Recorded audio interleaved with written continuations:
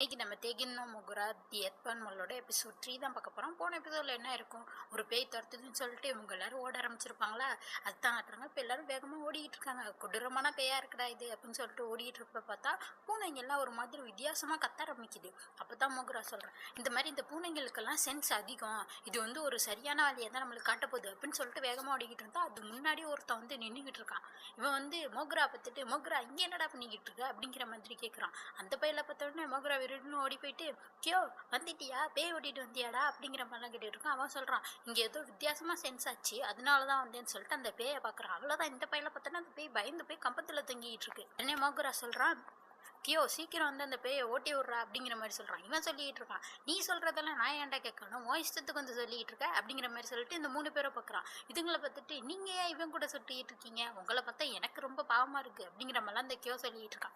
அப்போ தான் மாகி கேட்குறான், இவரை உனக்கு தெரியுமா அப்படிங்கிற மாதிரி. அப்போ தான் இவன் சொல்கிறான், இது இவரா, இவன் மனுஷனே இல்லைடா, இவனை எப்படி பார்த்தாலும் எனக்கு மனுஷனாவே தெரில, இவன் ஏதோ பனிஷ்மெண்ட்டை வாங்கிட்டு இங்கே வந்துருக்கிறான்டா, இதே மனுஷனாக இருந்தால் என்ன நரகத்துக்கு போயிருப்பான் அப்படிங்கிற மாதிரிலாம் அந்த கியோ சொல்லிக்கிட்டு இருக்கான். இதில் என்ன சொல்கிறான்னா, உங்களை பார்க்க நல்லவங்க மாதிரி இருக்குது, இனிமே இவன் கூட எல்லாம் சேராதீங்க, இவன் கூட எல்லாம் இருந்தீங்கன்னா உங்களுக்கு தான் நிறைய பிரச்சனையாகும், உங்க நல்லதுக்கு தான் சொல்றேன் அப்படிங்கிற மாதிரிலாம் இவன் சொல்ல, மொகுரா சொல்றான், அப்படிலாம் சொல்லாதடா, இப்பெல்லாம் நான் மனுஷங்க கூட நல்லா சேர்ந்து வாழ ஆரம்பிச்சிட்டேன் தெரியுமா அப்படிங்கிற மாதிரி சொல்லிட்டு, இதான் மாகி, இதான் ஏய்கோ, இது வந்துன்னு சொல்ல வரப்ப அப்பதான் இந்த பையன் சொல்றான், இவ்வளவு தெரியும், இவன் எங்க ஸ்கூல் தான் படிக்கிறா அப்படிங்கிற மாதிரி சொல்றான். பார்த்தா 2 பேருமே ஒரே ஸ்கூல் தான். உடனே வந்து நம்ம சியோ சொல்லிட்டு இருக்கான், நல்ல வேலை எனக்கு ஹோம்ஒர்க் நோட் கிடைக்கலையேன்னு நினைச்சேன், ஒன்டே வாங்கிப்பேன் அப்படிங்கிற மாதிரி சொன்னா. அப்பதான் இவன் சொல்றான், நான் உனக்கு சீனியர் அப்படிங்கிற மாதிரி சொல்றான். உடனே இப்போ மோகுரா சொல்கிறான், அதனால தான் அந்த பேயை ஓட்டி விட்டுறா அப்படிங்கிற மாதிரி கேட்குறான். சரின்னு சொல்லிட்டு இவங்களுக்கு உதவி செய்யலான்னு சொல்லிட்டு அவனோட அந்த பேயை ஓட்டுற கம்பை எடுக்கிறான். பார்த்தா அந்த பேயை காணும். எங்கடான்னு பார்த்தா அது எடுத்து ஒரு அடி தான் அடிச்சுப்போம், அதுக்குள்ளே அதுக்கு மூஞ்சில் ரத்தம்லாம் வந்து மேலே தங்கிக்கிட்டு இருக்கு. இங்கே பார்த்துக்கிட்டு இருக்காங்க, பேய்க்கு அடியெல்லாம் படுதுடா அப்படின்னு சொல்லிட்டு. அப்போ தான் வந்து மாகி பார்க்குறான், இவன் எப்படி இவ்வளோ பவர்ஃபுல்லாக இருக்கான், என்னை பார்க்க நம்மளோட குட்டி பையனாக இருக்கான் அப்படின்னு சொல்லிட்டு விட்டு பார்த்தா அவனை சுற்றி ஏதோ கருப்பாக தெரியுது. ஐயோ என்னது இது கருப்பாக இருக்குன்னு பார்த்துக்கிட்டு இருக்கப்போ மோகுரா வந்து சொல்கிறான், நல்லா படுறா அப்போ தான் தெரியும் அப்படிங்கிற மாதிரி சொன்னால் அது ஒரு பெரிய பூனை அவன் மேலே ஏறி உட்காந்துக்கிட்டு இருக்கு. அங்கே பாருங்க, கியோ வந்து அந்த பூனையை பிடிச்சி திட்டிகிட்டு இருக்கான். பக்கத்தில் யாராவது நாத்தம் அடிக்குது, என்னை தொடாத அப்படிங்கிற மாதிரிலாம் கத்திக்கிட்டு இருக்கான். மோகுரா அதை பார்த்துட்டு, உன்னை பற்றி எவ்வளோ பேர் பொறாமப்படுறாங்க தெரியுமா இந்த பூனை வச்சிருக்கனால அப்படிங்கிற மாதிரிலாம் அவன் சொல்லிட்டு இருக்கான். என்னை பற்றி பொறாமப்படுறதுல என்னடா இருக்கு, இதெல்லாம் எனக்கு சத்தே இல்லை தெரியுமா, என்னோட எல்லா நியூட்ரிஷியஸுமே இதை எடுத்துக்கிறது தெரியுமா, எனக்கு ஸ்டாமினாவே இல்லை தெரியுமா அப்படிங்கிற மாதிரிலாம் அவன் சத்தம் போட்டுக்கிட்டு இருக்கான். அப்புறம் அந்த பேயை பார்த்து அந்த பூனைகிட்ட சொல்கிறான், இப்போ அந்த பேயை எப்படி, இது உன்னோட ஸ்நாக் டைம் அப்படிங்கிற மாதிரி சொன்னோன்னே இது போயிட்டு அந்த பேயை பிடிச்சி நல்லா சாப்பிட்டு திருப்பி கைக்கேறுது. அப்போதான் மோகுரா சொல்லிட்டு இருக்கேன், இனிமேல் இந்த பேயால் கொஞ்சம் தூரம் தான் நவர முடியுமா, அதுக்குள்ளே வந்து ஆஃப்டர் லைஃப் வந்து இவனை தூக்கிட்டு போயிடும், அதனால நம்மளுக்கு எந்த பிரச்சனையுமே இல்லை இனிமேல் அப்படிங்கிற மாதிரி சொல்லிட்டு, இது மாதிரி இந்த கியோவோட குடும்பமே வந்து இந்த மாதிரி ஒரு டீமன் கேட்ஸோட உதவியோட இது மாதிரி பேயெல்லாம் ஒட்டி சம்பாரிச்சு பெரிய பணக்காரங்களாக இருக்காங்க தெரியுமா. இந்த பூனைங்களை இவங்களுக்கு வந்து நல்லா கட்டுப்படுத்த தெரியும் அப்படிங்கிற மாதிரிலாம் இவன் சொல்லிட்டு இருக்கான். சொல்லிட்டு அப்படியே போயிட்டு அந்த பேயில் இருக்க அந்த லைட் எடுப்பான் தெரியுமா, அந்த ஆஃப்டர் லைஃபுக்கு போகிறது, அந்த லைட்டையும் எடுத்துக்கிட்டு இருக்கான். பார்த்தா அப்போயே அந்த பேய் வந்து வேகமாக ஓட ஆரம்பிக்குது. இன்னும் இது அடங்கலைன்னு சொல்லிட்டு அந்த கியோ பேய் அவன் பூனையை வச்சு அடின்னு நல்லா அடிக்க ஆரம்பிச்சிடுறான். அப்போ தான் இந்த மோகுரா சொல்லிட்டு இருக்கான், இந்த நெக்கோட்சுக்கியோட ஹெட்டெல்லாம் இன்னும் சூப்பராக வந்து பண்ணுவாங்க தெரியுமா பேய் ஓட்டுறதெல்லாம், இந்த கியோ பையன் இன்னும் ட்ரைனிங்கில் தான் இருக்கான், அதனால இவன் எல்லாமே நம்மளுக்கு ஃப்ரீயாகவே பண்ணி கொடுப்பான் அப்படிங்கிற மாதிரிலாம் சொல்லிக்கிட்டு இருக்கான். இதில் மாகி சொல்கிறான், உனக்கு ஏதாச்சும் ஃப்ரீயாக கிடைக்கணுமே அதனால தானே இவன்ட்டு வந்த அப்படிங்கிற மாதிரி சொல்லிட்டு இருக்கான். ஏன்னா அவங்கள்ட்டெல்லாம் போனால் இன்னும் நிறைய பணம் செலவாகும் அப்படிங்கிற மாதிரி சொல்கிறான் அந்த நெக்கோட்சுக்கி குடும்பம்னு சொன்னோன்னே இந்த மாகி கேட்குறான், அந்த குடும்பமா, நெக்கோட்சுக்கி ஃபூஜிசிரா அப்படிங்கிற மாதிரி சொல்கிறான், உனக்கு தெரியுமா அவனை அப்படிங்கிற மாதிரி மோகுரா கேட்குறான். ஆமாம், அவர் வந்து எங்கள் காலேஜ் ப்ரொஃபஸர் தான், ஃபேண்டசி நாவல் எழுதுவார் சீரியஸாக, அந்த நாவல்ஸ் எல்லாம் மிஸ்டீரியஸாக சூப்பராக இருக்கும் தெரியுமா அப்படிங்கிற மாதிரிலாம் சொல்லிட்டு இருக்கான். உடனே மோகுரா சிரிச்சுக்கிட்டு இருக்கான். இதை மோகுரா சொல்கிறான், எது ஃபேண்டசி நாவலா, அதெல்லாம் உண்மைடா, அதெல்லாம் அவனுக்கு உண்மையாக நடந்ததான் கதையை எழுதிக்கிட்டு இருக்கான், பார்த்தீங்களா இவ்வளோ விஷயம் நடந்துக்கிட்டு இருக்கு, உங்களுக்கு எதுவுமே தெரில பார்த்தீங்களா அப்படிங்கிற மாதிரிலாம் சொல்கிறப்ப தான் மாகியும் யோசிச்சு பார்த்துக்கிட்டு இருக்காங்க. இவங்க பார்த்ததுலேருந்து எவ்வளோ விஷயங்களை பார்த்துக்கிட்டு இருக்காங்க இவங்களை சுற்றியே அப்படின்னு சொல்லிட்டு யோசிச்சுட்டு இருக்கு. இப்போ இந்த குறுக்கையில் இந்த ஷியோ பொண்ணு வந்துட்டு, ஐயையோ என்னால் எதுவுமே பார்க்க முடியலையே அப்படிங்கிற மாதிரிலாம் இவ புலம்பிகிட்டு இருக்காங்க. ஏய்க்கவும் மாகியும் சொல்லிட்டு இருக்காங்க, நீ எல்லாம் அதை பார்க்காமே இருக்கதான் உனக்கு நல்லது அப்படிங்கிற மாதிரிலாம் சொன்னா இவ கேட்க மாட்டா. நீங்கெல்லாம் அந்த பூனையை பார்க்குறீங்க, எனக்கும் பார்க்கணும் ஆசையா இருக்கு, அது எவ்வளவு அழகா இருக்குன்னு தெரியலையா அப்படிங்கிற மாதிரிலாம் இவ புலம்பிட்டு இருக்க. பார்த்தா மோகுராக்கு ஒரே சந்தோஷம், எனக்கு ரொம்ப நிம்மதியா இருக்குப்பா, என்னோட சேம் இராலேயே இது மாதிரி ஒரே மாதிரி மக்களை பார்த்ததுல எனக்கு ரொம்ப சந்தோஷம். ஏன்னா வந்து ஷியோவால பேய்களை அட்ராக்ட் பண்ண முடியும், இந்த மாகியாலையும் எய்கோவாலையும் பேய்களை சென்ஸ் பண்ண முடியுது, இதேவனால கட்டுப்படுத்த முடியாத பேய்களை வந்து கியோக்க பார்த்துப்பான், அதனால எனக்கு எந்த பிரச்சனையுமே இல்லை, நீங்க இருக்கனால சீக்கிரமா அந்த லைட்டை சேர்த்து என்னோட உலகத்துக்கு நான் திரும்பி போயிருவாப்பா அப்படிங்கிற மாதிரிலாம் மோகுரா சந்தோஷப்பட்டுக்கிட்டு இருக்கான். மாகி வச்சுட்டு இருக்கான், எது இவன் திரும்பி போறானா அப்படிங்கிற மாதிரி சந்தோஷமா பார்த்துக்கிட்டு இருக்கான். அப்போ தான் மோகரா சொல்கிறான், சரி சரி லேட் ஆகிட்டுறா, நாளைக்கு மீட் பண்ணுவோம் அப்படிங்கிற மாதிரி சொல்லிட்டு எல்லோரும் கிளம்பிடுறாங்க. மறுநாள் கட்டுறாங்க. மாகி ஏக்கியம் என்ன கட்டுறாங்க, அவங்க காலேஜுக்கு வந்திருக்காங்க. அந்த ப்ரொஃபஸர் இருக்கார்ல, இவங்க கூட சொல்லியிருந்தாங்க நேக்கோச்சிக்கு குடும்பத்தை சேர்ந்தவங்கன்னு சொல்லிட்டு, அந்த ப்ரொஃபஸர் தான் இவர், கியோவோட அப்பா. அவர்கிட்ட தான் வந்து அசைன்மெண்ட் சப்மிட் பண்ணியிருக்கான். இது மாதிரி சொல்கிறான், இது மாதிரி நடந்த விஷயத்தை தான் இவன் வந்து எழுதி வச்சிருக்கான் அசைன்மெண்ட்டாக. இந்த மாதிரி பேய்க்கு இவங்க பார்த்தது அதெல்லாம் தான் எழுதி வச்சிருக்கோம், அதெல்லாம் சொல்லிட்டு இருக்கான். இது மாதிரி அசைன்மெண்ட் சப்மிட் பண்ணிட்டு பார்த்துருங்க அப்படிங்கிற மாதிரி சொல்கிறப்ப தான் இவர் சொல்கிறாரு, நான் உங்களுக்கு ஒரு சின்ன அட்வைஸ் கொடுக்குறேன், அந்த ட்ராயருங்கிற பிளேஸுக்கு அடிக்கடி போகாதீங்க, அது உங்களை உறிஞ்சிரும் அப்படிங்கிற மாதிரி சொல்கிறாரு. இது ரெண்டும் பார்த்துக்கிட்டு இருக்கு, இவருக்கும் தெரிஞ்சிருக்கே அப்படின்னு சொல்லிட்டு, ஏன்னா இவருக்கு தான் தெரியுமே. பார்த்துக்கிட்டு இருக்கப்போ தான் மேலே பார்த்தா அந்த பூனை, அந்த பெரிய வெள்ளை பூனை இவர் மேலே உட்காந்துருக்கு. ஏன்னா இவரும் அந்த பேய்களை ஓட்டுற ஒரு குடும்பத்தை சேர்ந்தவர் தானே. இதுங்க அப்படியே குறுகுறுன்னு பார்த்துட்டு இருப்ப அவர் சொல்கிறாரு, இந்த மாதிரி விஷயம்லாம் எவ்வளோ பெரிய தலைவலி தருமா, இது எவ்வளோ தொல்லையாக இருக்குது தருமா, அதனால தான் சொல்கிறேன் நீங்களே இதுக்குள்ளெல்லாம் இன்வால்வ் ஆகாதீங்க அப்படிங்கிற மாதிரி சொல்லிட்டு அவர் அங்கேருந்து போயிடுறாரு. இவங்க ரெண்டு பேரும் இதுலேருந்து நம்ம தள்ளியே இருக்கணும் போல அப்படிங்கிற மாதிரி யோசிச்சுட்டு கிளம்பிடுதுங்க. திசையில் கட்டுறாங்க. மகி வந்து மோகரா கூட தான் உட்காந்துருக்கான். கேண்டி ஷாப்க்கு வர சொல்லியிருப்பான், அங்கே தான் வந்து உட்காந்துருக்கான். அங்கே வந்து ஆன்லைன் கிளாஸ் அட்டன் பண்ணலான்னு சொல்லிட்டு தான் வந்திருக்கான். யார் கிளாஸ் எடுக்குன்னா அந்த டோஷிரோ ப்ரொஃபஸர் தான், ஃபாரின் போயிருக்காரான். அங்கேருந்து ஆன்லைனில் கிளாஸ் எடுத்துகிட்டு இருக்காரு.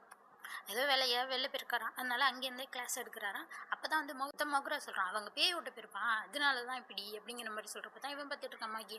ஓ இதனால தான் அவர் அடிக்கடி போயிட்டு இருக்காரு அப்படிங்கிற மாதிரி பார்த்துட்டு இருக்கப்ப பின்னாடி மோகரா உட்காந்து கத்திக்கிட்டு இருக்கான், ஆன்லைன் கிளாஸ்லாம் சூப்பராக இருக்குமா, டோஷிரோ நான் தெர்றேனா அப்படின்னு சொல்லிட்டு கத்திக்கிட்டு உட்காந்துருக்கான். அப்படியே அவர் வந்து கிளாஸ் எடுக்க ஆரம்பிக்கிறார். அவர் வந்து ஒரு விஷயம் சொல்லிட்டு இருக்காரு, இது மாதிரி ஹியூமன்ஸே இல்லாதவங்கலாம் வாழ்ந்துக்கிட்டு இருக்காங்கன்னு ஜப்பானில் வந்து ஒரு தியரி போயிட்டு இருக்கு.